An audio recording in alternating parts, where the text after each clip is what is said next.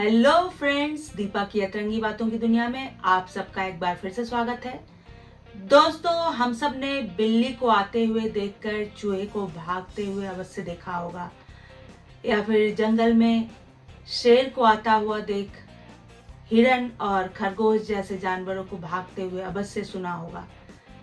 परंतु ये नहीं सुना होगा कि किसी चूहे ने पलटकर बिल्ली को आंखें दिखाई हो, या फिर किसी हिरण या खरगोश ने शेर के सामने ठहाके लगाकर उसका मजाक उड़ाया हो। जी हाँ, इस तरह की घटनाएं रेयर हैं। परंतु इन उदाहरणों को अगर हम इंसानों के संदर्भ में समझें तो हम अक्सर इस तरह की घटनाओं को अपने इर्द गिर्द होता हुआ महसूस करते हैं। यह कहानी है 29 वर्षीय राजेश नाम के एक व्यक्ति की, जिसने अभी हाल में ही एक अर्ध सरकारी संस्था में सफाई कर्मचारियों के सुपरवाइजर के रूप में नौकरी ज्वाइन की थी। राजेश की यह पहली नौकरी थी और वह अपने काम के प्रति बहुत ईमानदार था।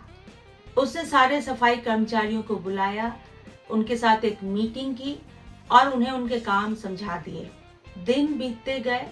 1 से 1.5 महीने में राजेश ने यह ऑब्जर्व किया कि वे सारे सफाई कर्मचारी उनके आदेशों की अवहेलना करते हैं, और कुछ सफाई कर्मचारी तो इतने डेयरिंग थे कि आंखें दिखाकर राजेश को उल्टा जवाब भी दे देते थे।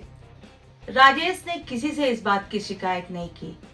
उसने सोचा कि यह काम मुझे मिला है तो इसे मैं अपने तरीके से हैंडल कर लूंगा। काफी कोशिश करने के बाद भी जब कर्मचारियों के व्यवहार में कोई परिवर्तन नहीं आया, तब राजेश को यह बात समझ में आ गई कि चूहे बिल्ली को आंखें तभी दिखा सकते हैं जब उनके पास छुपने का कोई सुरक्षित स्थान हो। उसे यह बात समझ में आ चुकी थी कि इस संस्था में ही कोई ऐसा अधिकारी है जिसका सपोर्ट इन सफाई कर्मचारियों को मिल रहा है। इतना सब कुछ समझने के बाद भी राजेश शांत रहा और उसने सोचा कि जब तक कोई पुख्ता सबूत नहीं मिल जाता तब तक इस बात की शिकायत वह किसी से नहीं करेगा। जब उसने छानबीन की तो पाया कि मैनेजर की तिरछी मुस्कान और आंखों आंखों में दी गई सहमति उन सारे सफाई कर्मचारियों को हौसला प्रदान कर रहे थे। तब राजेश ने कुछ पुख्ता सबूत इकट्ठा किए और उसे जाकर डायरेक्टर को दिखाया। डायरेक्टर भी अपने काम के प्रति ईमानदार थे, इसलिए उन्होंने उचित कार्रवाई की। दोस्तों, यूं तो यह कहानी बड़ी ही साधारण सी प्रतीत होती है, परंतु अगर इसे हम अपने निजी जीवन और रिश्तों के संदर्भ में देखें तो हम पाएंगे कि कई बार हमारे कुछ खास रिश्तेदार भी हमारे विरोधियों को अपनी तिरछी मुस्कान से सपोर्ट कर रहे होते हैं और हमारे विरोधियों को छुपने का सुरक्षित स्थान प्रदान कर रहे होते हैं।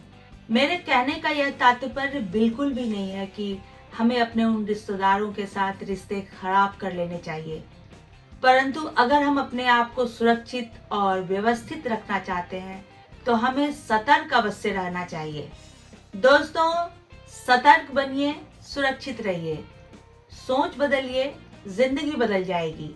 ऐसी ही कुछ अन्य तरंगी बातों के साथ मैं फिर से हाजिर होंगी। तब तक के लिए बाय बाय।